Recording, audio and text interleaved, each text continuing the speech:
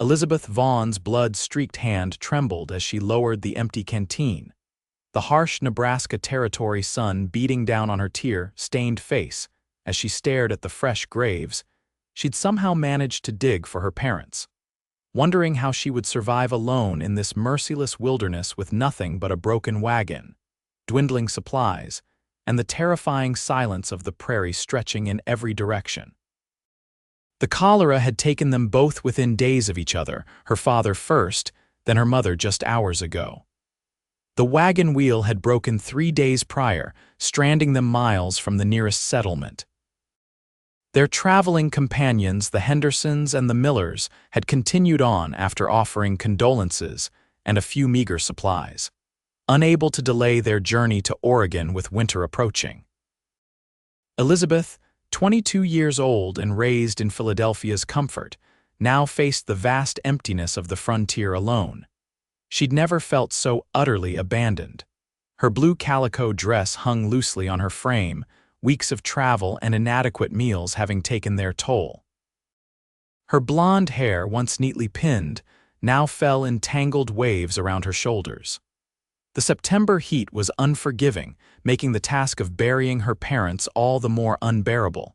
She stood on shaking legs, surveying what remained of their life.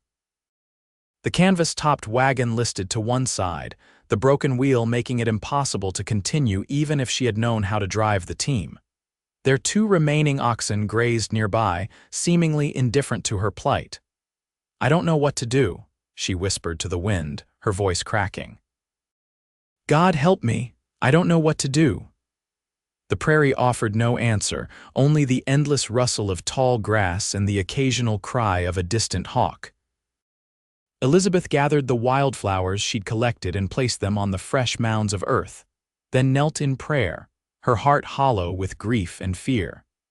As the sun began its descent toward the horizon, Elizabeth's practical nature asserted itself through her despair. She needed to inventory what supplies remained and consider her options. The Platte River lay about a mile north, according to her father's maps. Perhaps she could follow it east to find civilization, or west to catch up with the wagon train that had left them behind. Inside the wagon, she took stock: flour, coffee, sugar, salt pork, and beans that might last 2 weeks if carefully rationed. A rifle with limited ammunition. Her mother's sewing kit. Her father's tools. Family heirlooms too precious to leave behind when they'd sold their home to seek a new life in Oregon. The money hidden in her father's strongbox not enough for a new life, but perhaps enough for immediate needs if she could reach a town. Night fell with unnerving swiftness, bringing with it a profound darkness Elizabeth had never experienced in Philadelphia. The prairie came alive with unfamiliar sounds: the yipping of coyotes, the rustle of nocturnal creatures, the whisper of wind through grass. She secured the oxen, built a small fire from their dwindling wood supply, and retreated to the wagon with the loaded rifle across her lap. Sleep came in restless fits, each sound jolting her awake, certain that bandits or hostile tribes approached. Morning found her exhausted but alive, which seemed achievement enough. Elizabeth was gathering water from the river when she heard the rhythmic thud of hoofbeats approaching from the west. Terror seized her. She dropped the bucket and ran back toward the wagon, heart hammering in her chest. The rifle, she needed the rifle. She reached the wagon just as the rider crested the small rise, silhouetted against the morning sky, a lone man on horseback, leading a second mount. Elizabeth raised the rifle with trembling hands, though she'd never fired it in her life. "Stay back." She called out, her voice stronger than she felt. "I'm armed," the rider slowed, raising one hand in a peaceful gesture while keeping a respectful distance. "I mean no harm, madam," he called back, his voice deep but gentle. "Saw the smoke from your campfire, thought someone might need assistance." Elizabeth kept the rifle raised, though its weight strained her arms. "Who are you?" "Owen Ingram, madam. Ranch hand from the Double Creek spread about 40 miles east. Was out tracking some strays when I spotted your camp." He remained still on his horse, making no threatening moves. "May I approach? You look like you could use some help." Elizabeth hesitated, studying him from afar. He appeared to be in his late 20s, broad-shouldered beneath a worn denim jacket. A cowboy hat shaded his face, but she could make out a strong jaw darkened with stubble. Nothing in his posture suggested threat, yet caution kept her wary. "My parents died of cholera," she called out, her voice catching. "I buried them yesterday." The man, Owen, removed his hat, holding it respectfully against his chest. "I'm mighty sorry to hear that, miss. That's a terrible burden for anyone, especially out here alone." After a moment, he added, "I understand your caution, but I swear on my mother's grave I only want to help. If you'd prefer, I can stay right here while we talk." Something in his sincere tone loosened the knot of fear in Elizabeth's chest. She lowered the rifle slightly. "You can approach, Mr. Ingram, slowly if you please." He nodded, replacing his hat before gently nudging his horse forward. As he drew closer, Elizabeth could see him more clearly, deep-set eyes beneath straight brows, a nose that had been broken at least once, and lines at the corners of his eyes that spoke of squinting against the sun. His face was weathered but kind. "What's your name, miss?" he asked as he dismounted about 10 feet away, keeping his movements deliberate and unthreatening.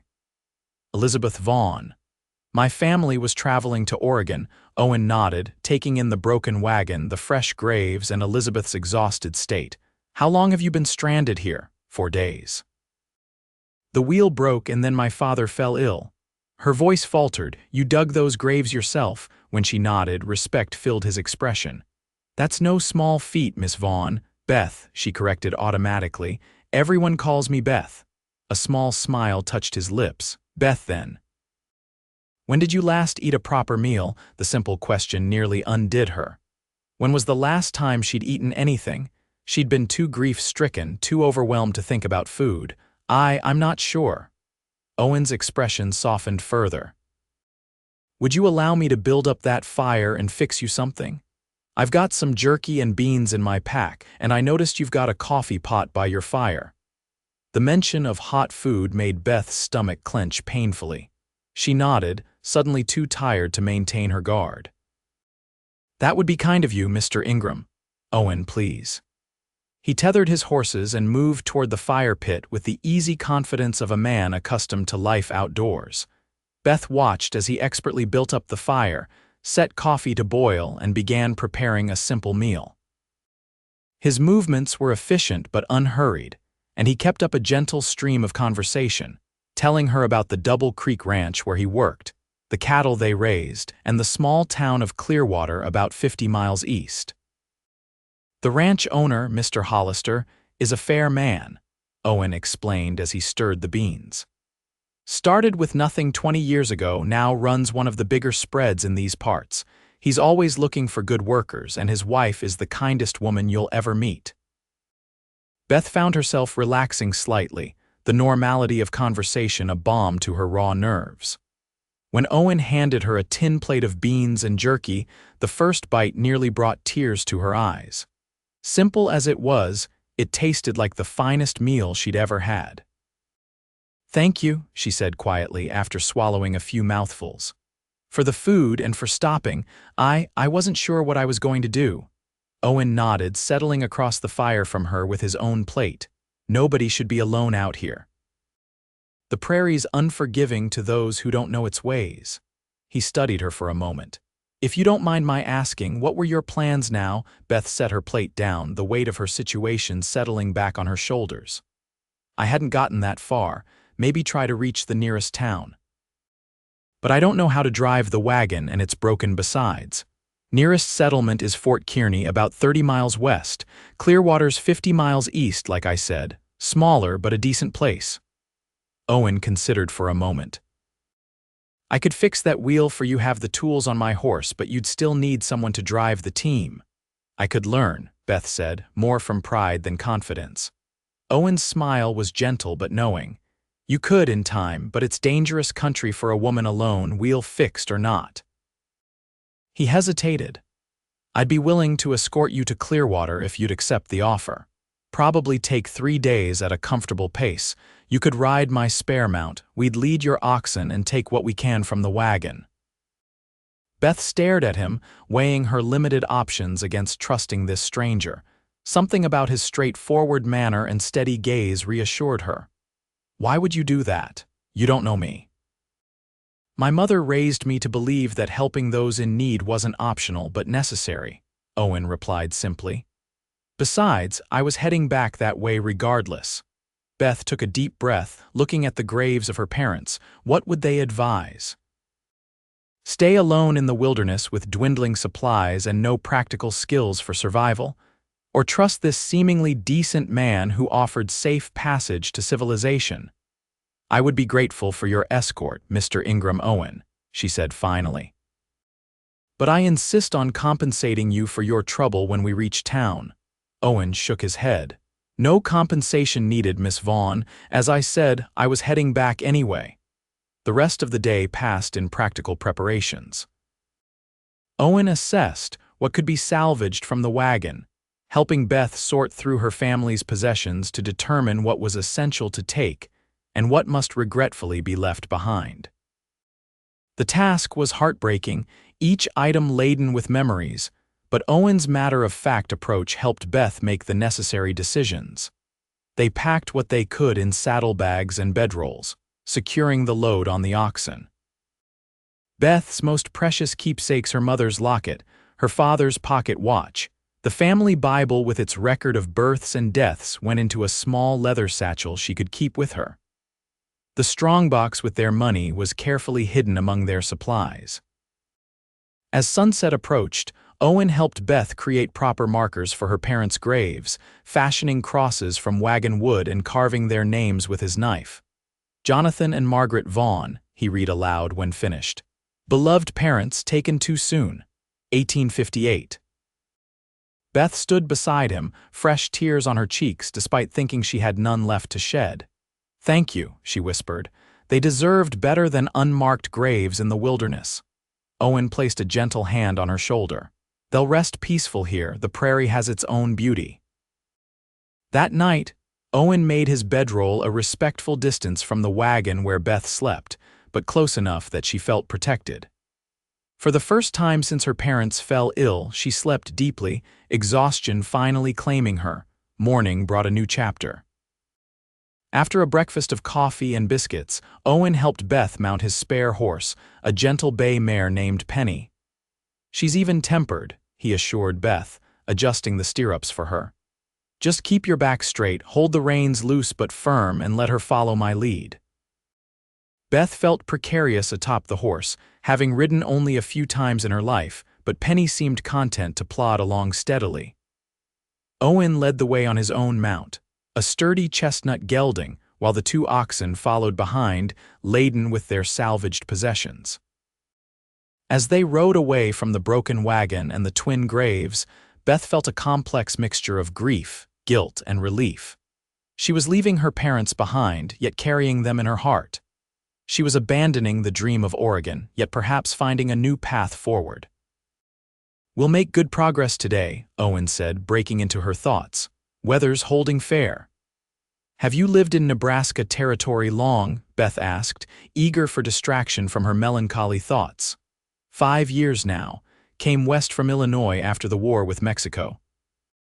Tried mining in California first, but found I preferred honest work with cattle to chasing gold dreams."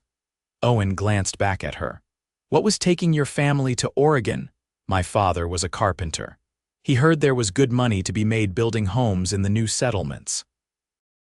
Beth adjusted her grip on the reins. Mother wasn't keen on leaving Philadelphia, but she'd follow father anywhere. They must have loved each other deeply. Beth nodded, remembering their devotion even during the hardest moments of their journey. They did. 25 years married and still looked at each other like newlyweds sometimes. She paused. "What about your family?" "Lost my pa to pneumonia when I was 14. Ma raised me and my 3 sisters on her own, running a boarding house in Springfield. She passed 2 winters ago." A shadow crossed his face. "Sisters are all married now, scattered across Illinois and Missouri." "I'm sorry about your mother," Beth said softly. Owen nodded his thanks. "She was a remarkable woman. Taught me everything important, how to work hard, treat people fair, and find beauty even in difficult times. They traveled steadily through the day, stopping occasionally to rest the animals and stretch their legs. Owen was a patient teacher, offering advice on Beth's riding posture and pointing out landmarks to help her learn to navigate by the land's features rather than roads or signs. By mid-afternoon, Beth's muscles ached from the unaccustomed activity, but she refused to complain. Owen noticed her discomfort nonetheless. "We'll make camp early today," he decided as they approached a small copse of trees near a creek. "Give you time to rest before tomorrow's ride. It gets easier, I promise." The campsite he chose offered both water and shelter, with enough grass for the animals to graze. Owen helped Beth dismount, her legs nearly buckling when they touched the ground. "Thank you," she murmured, embarrassed by her weakness. "First day's always the hardest," he assured her, his hand lingering supportively on her elbow. "You're doing well, Beth. Many city folks would have complained hours ago." His praise warmed her unexpectedly, and she found herself wanting to live up to his good opinion. That evening by the campfire, Owen shared stories of ranch life, cattle drives and blizzards, cowboys and ranch hands who had become like family to him. Beth reciprocated with tales of Philadelphia, describing the busy streets, elegant shops, and cultural entertainments that now seemed like memories from another lifetime. "It sounds grand," Owen said, looking up at the star-filled sky. "But I reckon I'd feel caged in by all those buildings and people." Beth followed his gaze upward, marveling at the vast canopy of stars, brighter and more numerous than she'd ever seen in the city. "I used to think the countryside would be dull compared to Philadelphia. But there's a different kind of magnificence out here, intimidating but beautiful." Owen smiled at her description. "That's it exactly. The land demands respect but gives back wonder in return." Their eyes met across the fire, and Beth felt a curious flutter in her chest. In just one day, this man had become her lifeline, her guide, and perhaps her friend. The thought was both comforting and unsettling. "We should rest," Owen said finally, breaking the moment. "Another long day tomorrow," Beth nodded, retreating to her bedroll. Despite her physical exhaustion, sleep came slowly as she pondered the strange twist of fate that had brought Owen Ingram into her life just when she needed him most. The second day of travel brought new challenges. Dark clouds gathered by mid-morning, and by noon, rain fell in steady sheets, turning the trail muddy and treacherous. Owen produced an oilskin slicker for Beth, but water still found its way through, leaving her damp and chilled to the bone. "There's an old trapper's cabin about 2 miles ahead," Owen called over the drumming rain. "Used to belong to a man named Harkins, but he's long gone. Should give us shelter to wait out the worst of this." Beth nodded gratefully, too cold for conversation. The horses picked their way carefully through the increasingly sodden ground, the oxen plodding stoically behind. The cabin, when they reached it, was little more than a crude structure of logs with a sagging roof, but it offered blessed relief from the downpour. Owen tended to the animals first, securing them under a lean-to attached to the cabin's side before helping Beth inside. "We need to get you warm," he said with concern, noting her shivering. "Your lips are turning blue." The cabin's interior was dusty but intact, with a small stone fireplace, a rough-hewn table, and a narrow bed frame with no mattress. Owen quickly built a fire, using dry wood stacked neatly in a corner left by the previous occupant or perhaps other travelers who had sheltered here. "You should change into dry clothes," he suggested, turning his back to give her privacy. "I'll step outside if you prefer." "No," Beth said through chattering teeth. Just turn around, it's too cold outside." She fumbled with numb fingers to change into her spare dress, grateful for Owen's rigid adherence to propriety as he faced the wall, shoulders tense with deliberate restraint. Once decent, she moved closer to the fire, extending her trembling hands toward the flames. "Better?" Owen asked, turning only when she gave permission. Beth nodded, though shivers still racked her frame. "It's a good thing we found this place." Frontier folk understand the value of shelter, Owen said, removing his wet coat and hanging it near the fire. Unspoken rule out here: leave a place better than you found it for the next traveler. Outside, the rain intensified, drumming against the roof and sending the occasional drip through where the structure had weakened. Owen moved their packs away from the leaky spots, then set about preparing a hot meal from their supplies. Storm might last through the night, he observed, glancing at the single bed frame. You take the bed, I'll make do on the floor. There's no mattress anyway, Beth pointed out practically. We can share the floor near the fire. It will be warmer. Owen looked momentarily uncomfortable but nodded. As you wish. As the afternoon wore on, confined by the storm, they talked more deeply than before. Owen spoke of his dreams to someday have a small ranch of his own. Beth confessed her fears about her uncertain future, with no family and limited practical skills for frontier life. I was trained to be a proper Philadelphia lady, she said ruefully. I can play piano, speak passable French, and pour tea without spilling a drop. Not particularly useful skills in Nebraska Territory. Don't sell yourself short, Owen countered. I've seen your determination these past days. You buried your parents alone, survived on your own in dangerous country, and haven't complained once about conditions that would make most city folk weep. That kind of strength matters more out here than fancy accomplishments. His sincere words touched her deeply. Thank you for seeing that in me. I don't feel very strong most of the time. Strength isn't about feeling strong, Owen said quietly. It's about going on when you don't feel it at all. As evening fell, the storm showed no signs of abating. They ate a simple dinner, the shared adversity of their situation creating a peculiar intimacy. Owen told her about his first cattle drive, a disastrous affair where he'd been so saddle-sore he could barely walk for days afterward.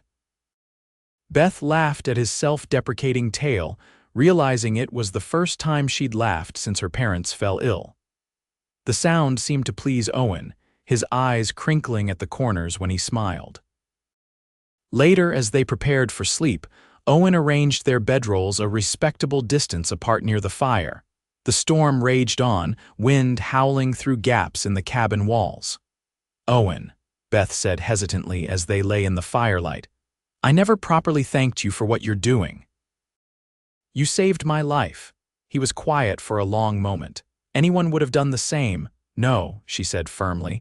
Not anyone. You're a good man, Owen Ingram. She couldn't see his face clearly in the dimness, but his voice was gruff with emotion when he finally replied. Get some rest, Beth. Long day tomorrow if this rain lets up. Beth closed her eyes, the steady rhythm of rain on the roof lulling her toward sleep.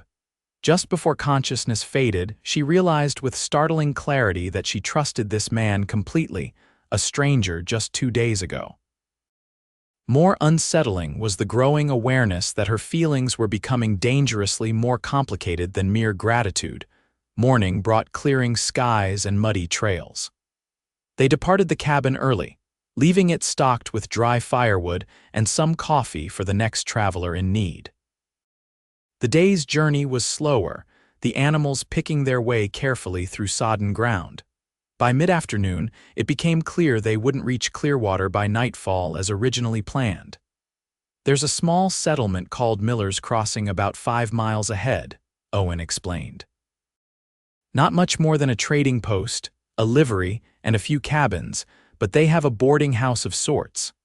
Might be best to stop there for the night, let the trails dry out some before making the final push to Clearwater tomorrow. Beth agreed, increasingly aware of the soreness in her muscles from 2 days of riding. The prospect of a real bed, however humble, was appealing. Miller's Crossing proved to be exactly as Owen had described, a dusty collection of wooden structures along a single dirt road. The so-called boarding house was merely a large cabin with 3 spare rooms that the owner's wife, Mrs. Peterson, rented to travelers. Got 1 room left, the stout, gray-haired woman informed them after Owen inquired. Her shrewd eyes took in Beth's travel-worn appearance and the lack of wedding rings. You two married? No, madam, Owen answered quickly. Miss Vaughan is traveling under my protection to Clearwater after losing her parents. I'll sleep in the stable with our animals. Mrs. Peterson's expression softened at the mention of Beth's loss. Sorry to hear that, dearie. Room's yours for 50 cents, meals included. And you, mister, can have the loft in the stable for 25 cents. The arrangement settled, Beth was shown to a tiny but clean room with a narrow bed, while Owen took their animals to the livery. Mrs. Peterson provided bath water and a simple supper of stew and biscuits, which they ate in the boarding house's small common room along with the other two guests, a traveling peddler and a land surveyor. The hot food and prospect of a proper bed revived Beth's spirits. When Owen excused himself after dinner to check on their animals, she took the opportunity to ask Mrs. Peterson about Clearwater. Decent enough place, the older woman offered, clearing the dishes. Growing fast since the cattle business picked up. They've got a proper general store, blacksmith, even a schoolhouse now. Sheriff keeps order well enough. She paused, studying Beth. You planning to stay there? I'm not sure, Beth admitted. I have no real destination now that Oregon is no longer possible. Mrs. Peterson nodded knowingly. Frontier's hard on women alone, but you seem sensible, and that cowboy of yours watches you like a hawk guards its nestling. Beth flushed. He's not my cowboy. We only met 3 days ago when he found me stranded. Was Mrs. Peterson's only response, though her raised eyebrow spoke volumes. When Owen returned, he and Beth sat on the boarding house's small porch, watching the sunset paint the western sky in brilliant oranges and pinks. The air was cool and fresh after the rain, carrying the sense of damp earth and wood smoke. One more day to Clearwater, Owen said, breaking a comfortable silence. We should arrive by mid-afternoon if we start early. Beth nodded, suddenly reluctant to reach their destination. These past days with Owen had created a strange bubble away from reality, where grief and practical concerns seemed suspended. Arriving in Clearwater would mean decisions, responsibilities, and quite possibly parting ways with the man who had become her anchor in a storm of uncertainty. What will you do once we reach town? She asked softly. Owen leaned forward, elbows on his knees. Report back to the ranch, I suppose. Mr. Hollister will be expecting me. He glanced at her. What about you? Beth twisted her hands in her lap. I don't know, find work, I suppose. A place to stay. The town has a small hotel, and Mrs. Hollister might know of respectable boarding options for a single lady. Owen hesitated. Beth, I want you to know I won't just leave you stranded once we arrive. I'll make sure you're settled properly before I head back to Double Creek. His concern touched her. You've done more than enough already, Owen. No, he said with unexpected firmness. I haven't. He stopped, seeming to wrestle with his words. Just know that I consider it my responsibility to see you safely established. Beth sensed there was more he wasn't saying, but the arrival of the peddler on the porch interrupted whatever might have followed. The moment passed, leaving Beth with a curious sense of disappointment. That night in her small room, Beth lay awake long after the boarding house fell silent, thinking about Owen Ingram and the inexplicable connection that had formed between them in just 3 days. Was it merely the intense circumstances, her vulnerability, his protective nature? Or something more enduring? Morning came too quickly. After a breakfast of cornmeal mush and coffee, they thanked Mrs. Peterson and departed, the animals refreshed, and the trails more passable after a day of sunshine had dried the worst of the mud. The ride to Clearwater was largely silent, both of them seemingly preoccupied with thoughts of what awaited at their destination. The landscape gradually changed, with more signs of settlement appearing: fenced fields, occasional farmhouses in the distance, proper bridges over creeks instead of simple fords. By early afternoon, Clearwater came into view, a small but thriving town nestled along the banks of a clear stream that gave it its name. From their approach, Beth could see a church steeple, a main street lined with wooden buildings, and scattered houses extending outward from the town center. It's larger than I expected, Beth remarked, taking in the bustle of activity as they drew closer. Grown considerably in the last 2 years, Owen confirmed. Cattle business brings prosperity. They rode down the main street, attracting curious glances from townspeople. Beth was acutely aware of her travel-worn appearance and the strangeness of arriving with a cowboy and 2 oxen laden with salvaged possessions. Owen led them directly to the modest hotel, a 2-story wooden structure with Clearwater Hotel painted in fading letters above the door. He helped Beth dismount, his hands lingering momentarily at her waist. "Wait here," he said. "I'll see about a room for you."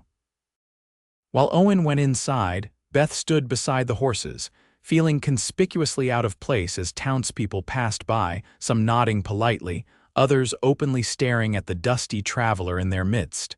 Owen emerged several minutes later, his expression troubled. "There's a problem. The hotel's full, cattle buyers in town for a big sale tomorrow, not a room to be had." Beth's heart sank. "What about boarding houses?" the clerks asking around. Owen ran a hand through his hair, a gesture Beth had come to recognize as a sign of his frustration. "I'm sorry, Beth. I should have considered the possibility." "It's not your fault," she assured him. "Perhaps we could continue on to your ranch. You mentioned Mrs. Hollister might know of options." Owen brightened at the suggestion. "That's not a bad idea. Double Creek's only about 15 miles further. We could make it by sundown if we don't delay." He hesitated.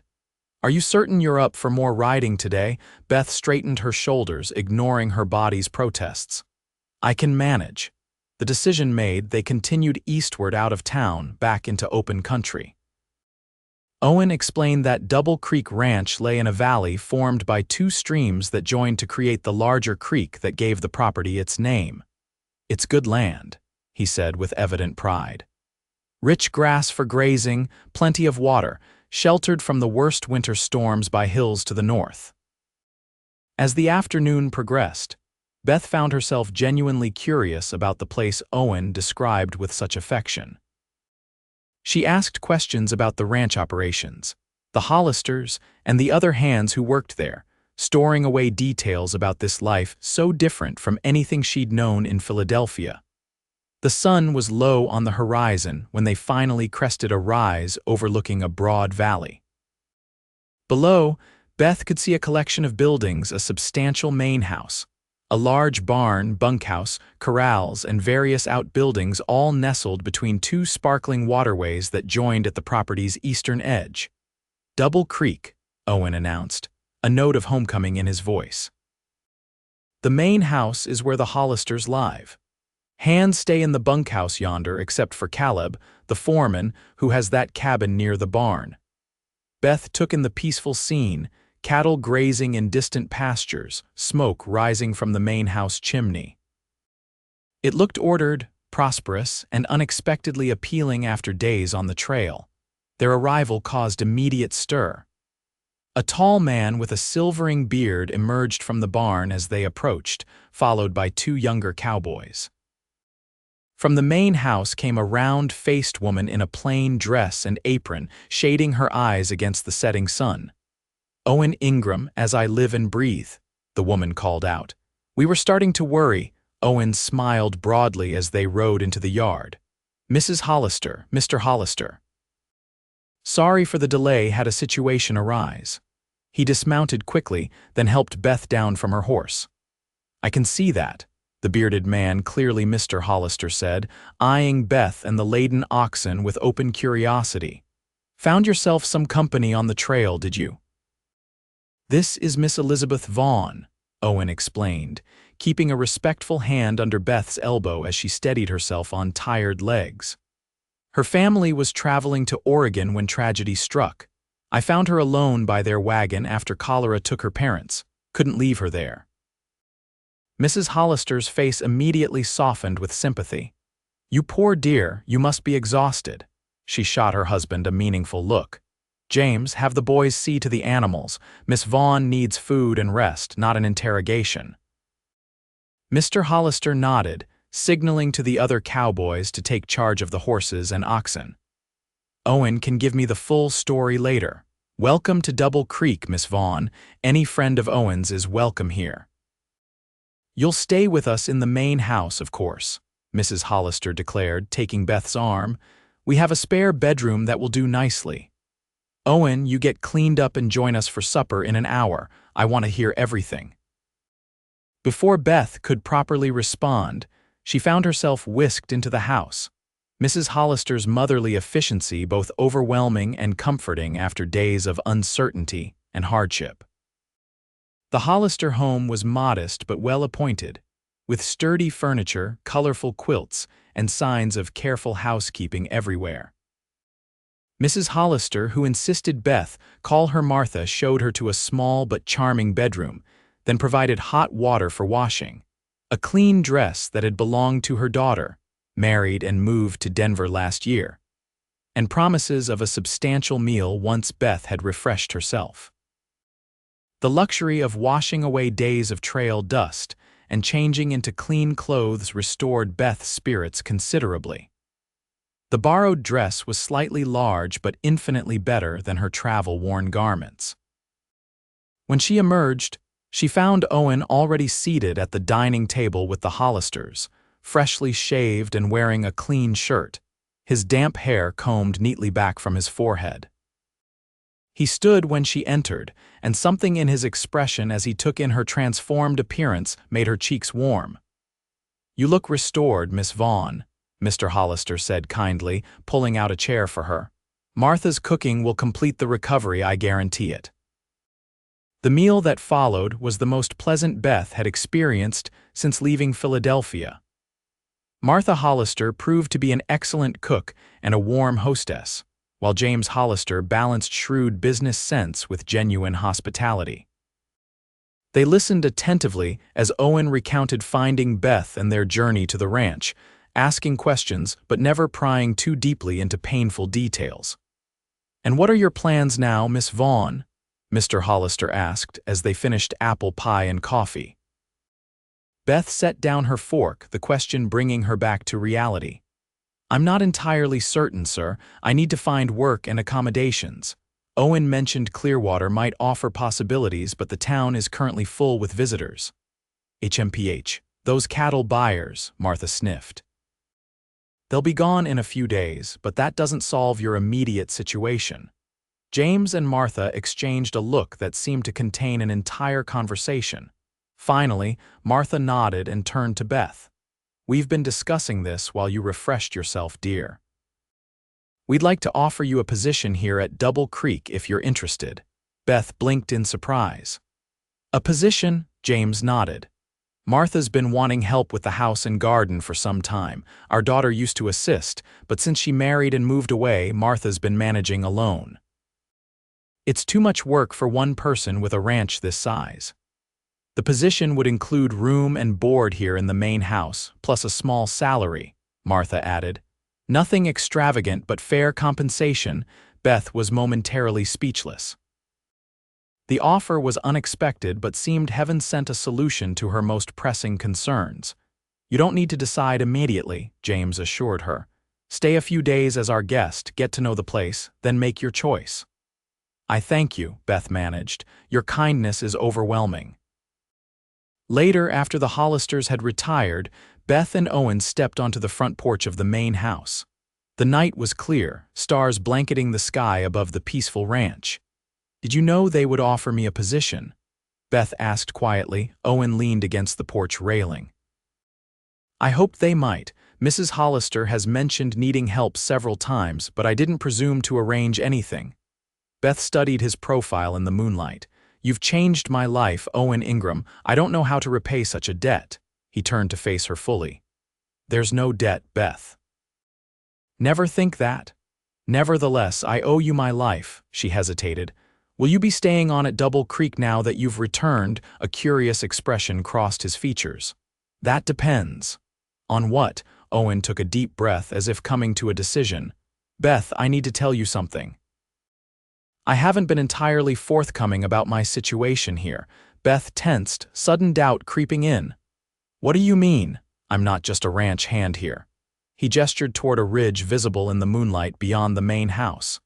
See that rise with the 3 oak trees? I own that land 200 acres adjacent to Double Creek. I've been working for the Hollisters these past years to earn enough to start building my own place. Beth stared at him, processing this revelation. You have your own ranch, the beginnings of one, he clarified. I've built a small cabin and a corral so far, was planning to add more this fall and winter. He met her eyes directly. That's why finding you alone by that wagon changed things for me. I recognized something in you, a strength, a determination I admire. These past days traveling with you, I've felt. He trailed off, seemingly struggling to find words. Beth's heart quickened. Felt what? A connection I wasn't expecting. Owen took a tentative step closer. I know it's sudden, probably inappropriate to speak of so soon after your loss. But life out here teaches you not to waste time when something important comes along. Beth could scarcely breathe as he continued. I'm not asking for promises now, just consider staying. Not just as Mrs. Hollister's help, but perhaps in time as something more to me. His voice grew softer. I find myself wanting to build that ranch with you in mind, Beth Vaughan. The declaration hung in the night air between them, honest and unadorned as the man himself. Beth felt simultaneously overwhelmed and strangely calm, as if some part of her had been waiting for precisely these words. Owen, she said finally, her voice steadier than she expected. 3 days ago, I was certain my life had ended along with my parents. Now you're suggesting it might be just beginning. Is that too much to consider? He asked, vulnerability evident in his tone. Beth shook her head slowly. No. It's exactly right somehow. She took a deep breath. I'll stay, I'll accept the Hollisters' offer, and I'll consider your words about the future. The smile that transformed Owen's face made her heart flutter. He reached for her hand, holding it gently between his calloused palms. That's all I can ask for now. Time for us both to be certain. 1 year later, Beth stood on the porch of a newly completed house on Owen's land, watching as he rode in from checking the small herd of cattle they'd acquired. The past months had seen remarkable changes, her growing confidence, as she learned ranch life under Martha Hollister's patient tutelage. The deepening of her relationship with Owen through daily interactions and quiet conversations. And finally, 3 months ago, a simple but heartfelt wedding in Clearwater's white-steepled church. The house had been Owen's wedding gift to her, built with help from the Hollisters and the other ranch hands. It wasn't grand by Philadelphia standards, but to Beth, it was perfect, a solid, warm home with windows that caught the morning sun and a view of both creeks joining on their property. Owen dismounted and approached, his face lighting up as it always did when he saw her. 6 months of marriage hadn't dimmed the wonder in his expression when he looked at her. "How are my wife and home this fine afternoon?" he called, removing his hat as he climbed the porch steps. Beth smiled, stepping into his embrace. "Both waiting for you as always."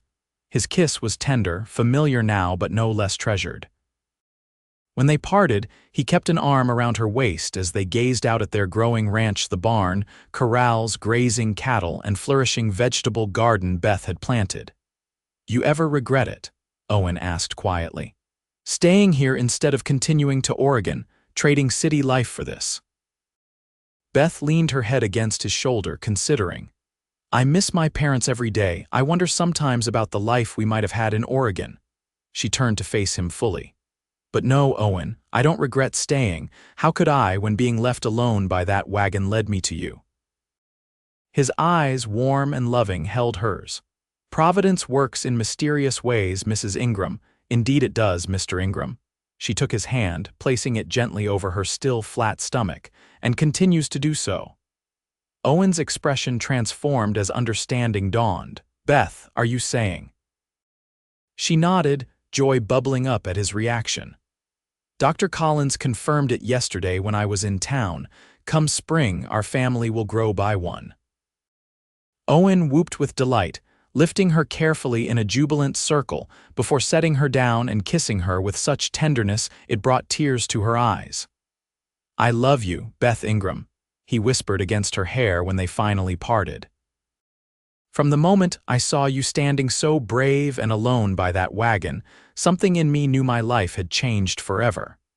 Beth smiled up at the man who had hitched his horses to her life in the most unexpected and beautiful way. And I love you, Owen Ingram, for finding me when I was lost and helping me build a home where I was meant to be all along. Together they stood in the golden afternoon light, on land that was theirs, looking toward a future neither could have imagined. That fateful day on the prairie when a broken wheel, tragic loss, and a compassionate stranger's arrival had set them on a path to finding love in the vast, beautiful wilderness of the American frontier.